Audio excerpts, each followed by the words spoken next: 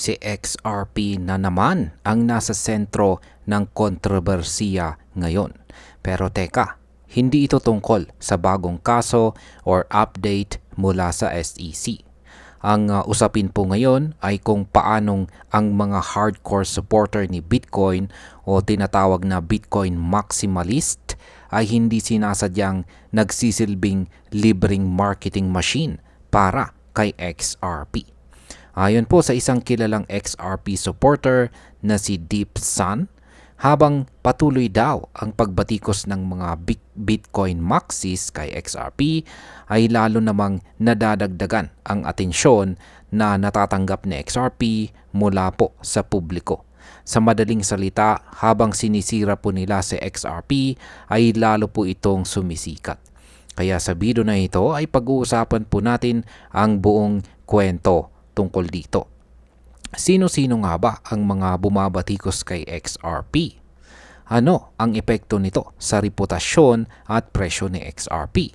At bakit sinasabi ng ilang eksperto na ito ay parang reverse psychology marketing? Kaya yan po ang ilan lamang sa mga katanungan na siyang ating pag-uusapan sa video na ito. Pero bago po tayo magpatuloy, ay pakibasa na lamang po muna ang disclaimer dito po sa ibaba ng ating screen. Yan, simulan po natin sa kung bakit sinasabing marketing engine ang mga Bitcoin maxis para kay XRP. Ayon po ulit kay Deep Sun, ay para daw silang hindi sinasadyang promoter. Ang bawat post, tweet o podcast na nagpapababa kay XRP ay parang billboard na nagpapakilala lalo kay XRP sa mas maraming tao. Sa halip na masira ang imahe nito, ay nagkakaroon pa ng curiosity at interest mula sa mga bagong investors.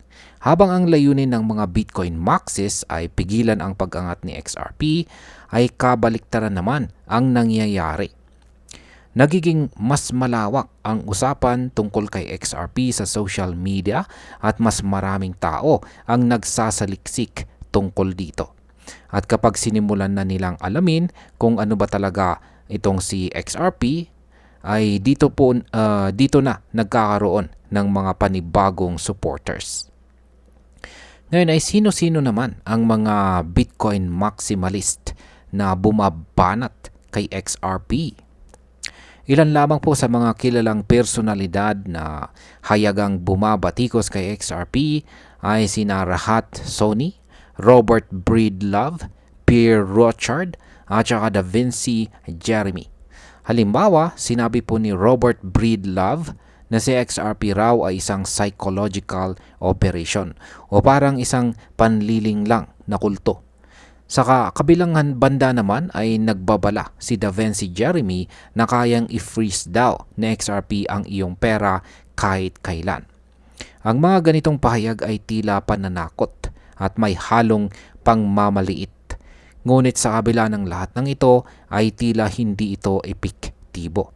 Sa halip na mawalan po ng tiwala ang mga tao, ay lalo pa itong naging dahilan ng mas malawakang usapan tungkol sa tunay na kakayahan ni XRP. Ngayon ay paano naman po sinagot ng Ripple executives ang mga batikos na ito? Hindi rin nanahimik ang mga nasa likod ni XRP. Sa kasagsagan ng mga coordinated na pag-atake mula sa mga Bitcoin maxis noong buwan po ng January, ay nagsalita si Ripple CTO David Schwartz. Ayon sa kanya ay kaya binabanatan ng mga ito sa XRP ay dahil sa advokasya ng Ripple na magkaroon ng diversified na crypto reserve ang US at hindi lamang nakafocus kay Bitcoin. Sinundan ito ng pahayag ni Ripple CEO Brad Garlinghouse. Nilinaw po niya na hindi siya kailanman nagbigay ng payo kay President Donald Trump na huwag bumili ng Bitcoin. Sa halip ay itinataguyod daw nila ang mas malawak na pananaw pagdating sa digital economy. Yan. kung saan ay isa itong ekonomiyang may maraming uri ng crypto assets at hindi lamang po nakasentro sa iisa lamang. Sunod na tanong ay bakit naman po tinatawag si XRP na isang meme coin ng iba? Yan, meme coin. May mga nagsabi rin na si XRP daw ay isang meme coin. Ayon po kay Ran Neuner, isang kilalang crypto trader, ay isinama pa si XRP sa listahan ng mga top meme coins base sa fully diluted valuation. Ipinantapat pa ito sa mga coin gaya ni Dogecoin. Bukod pa rito ay may lumutang na debate tungkol sa posibilidad na maabot daw ni XRP ang presyong $1,000. Para sa mga kritiko ay imposible raw ito dahil aabot sa $59 trillion ang market cap kung mangyayari ito. Pero para po sa XRP community ay isa itong patunay na kulang sa long-term vision ang mga taong ito. Ganito rin daw ang naging pagdududa ng mga tao noong nagsisimula pa lamang si Bitcoin. Ngayon ay paano naman po ginagawang lakas ng XRP community ang mga batikos? Sa kabila ng kaliwat kanang FUD or Fear, Uncertainty, and Doubt, ay matatag pa rin ang suporta ng XRP community. Hindi po sila nagpapadala sa negatibong salita. Sa halip ay ginagawa pa nila itong motivasyon or motivation. Ang paniniwala po nila ay let them talk. Ibig sabihin ay hayaan mong pag-usapan si XRP kahit pa negatibo, kahit negative, dahil lahat ng atensyon ay mahalaga. Ang bawat pagbatikos ay nagdadala ng bagong tao sa usapan at ang bawat bagong tanong ay nag-uudyok ng panibagong pananaliksik. Isa po sa mga crypto commentator na si Mark Kangas ay nagsabi pa na we owe them hearty thank you. Yan, para bang sinasabi niya na dapat pa raw magpasalamat ang XRP community sa mga bumabatikos dahil sila rin ang nagtutulak sa kasikatan ni XRP. At ayan, para po sa atin bilang mga Pinoy crypto enthusiasts ay malaking bagay po ang usaping ito.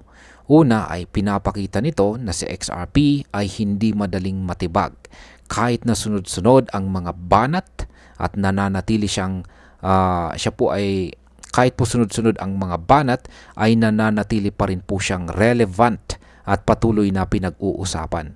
Ibig pong sabihin nito ay may potensyal pa rin sa XRP na magbigay ng magandang return sa long term. Pangalawa ay natututo tayo na hindi dapat basta-basta maniwala sa mga negative sentiments online.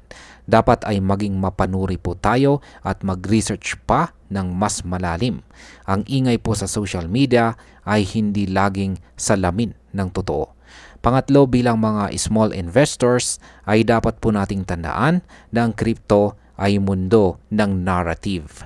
Ang sino man ay pwede pong bumuo ng istorya or kwento para siraan lamang ang kalaban.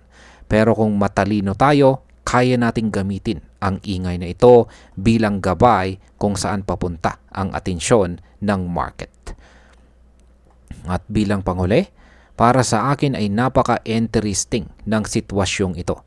Isa po itong malinaw na halimbawa ng tinatawag na reverse marketing. Sa halip na masira ay lalo pang tumitibay sa XRP. At ang dahilan, mismong mga kalaban niya. Makikita rin natin na ang tunay na lakas ng isang crypto ay hindi lamang po nasusukat sa presyo, kundi sa community na bumubuo at pumupuno dito. Sa XRP ay may napakatibay na community at yan ang dahilan kung bakit kahit ilang beses po siyang subuking pabagsakin ay bumabalik pa rin siya sa spotlight. Kaya kung ako po sa inyo ay huwag po nating baliwalain ang ingay na ito. Sa mundo ng crypto, ang bawat chismis ay pwedeng maging simula ng bagong trend. At si XRP, isa siyang patunay na kahit ang batikos ay pwedeng gawing bala. At ayan, hanggang dito na lamang po tayo sa video na ito mga ka-crypto. Marami pong salamat sa panonood. Ingat po tayo lagi at God bless po sa ating lahat.